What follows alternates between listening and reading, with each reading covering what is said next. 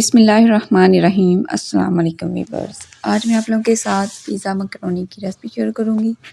ये पिज़्ज़ा और मैकरोनी का मिक्सचर होगा और बहुत ही आसानी से बन जाता है। चिकन ले लिया है और मैकरोनी ले लिया है, इन दोनों को अलग अलग से बॉयल कर लिया है।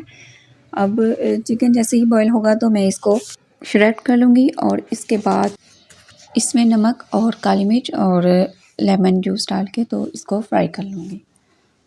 अब इधर लिया है एक बाउल, इसमें मैं डाल रही हूँ 2 अंडे डाल के तो इनको हमें बीट कर लेना है। अच्छे से बीट कर लेंगे और फिर इसमें हमने शामिल करनी है मैकरोनी। हाफ़ कप इसमें मैकरोनी डाल रही हूँ और अब मैं इसमें डालूँगी बंद गोभी। ये आपको पसंद हो तो शामिल कीजिएगा, अदरवाइज़ इसको स्किप कर दें।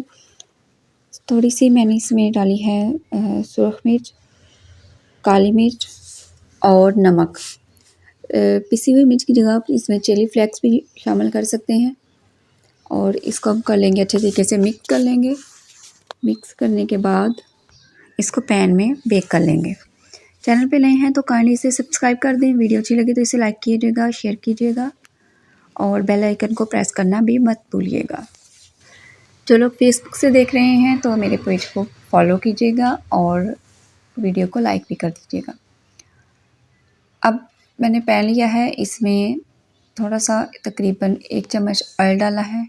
ऑयल डाल के इसको अच्छे से फैला देंगे और फिर इसमें डाल देंगे जो बैटर हमने तैयार किया है वो।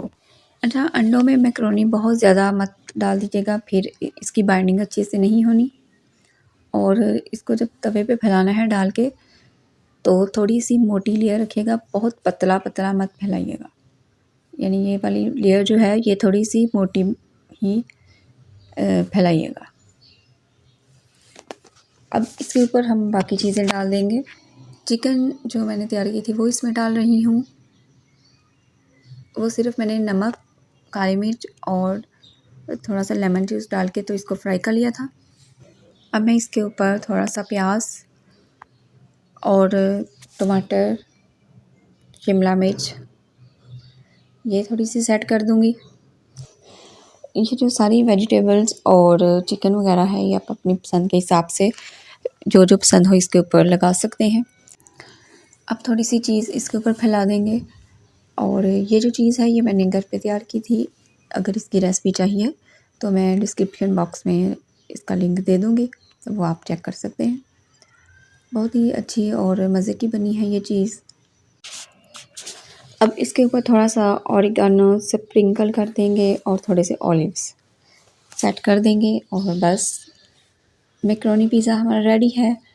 चूल्हे का जो फ्लेम है वो बिल्कुल स्लो रखना है, हाई फ्लेम बिल्कुल नहीं करना।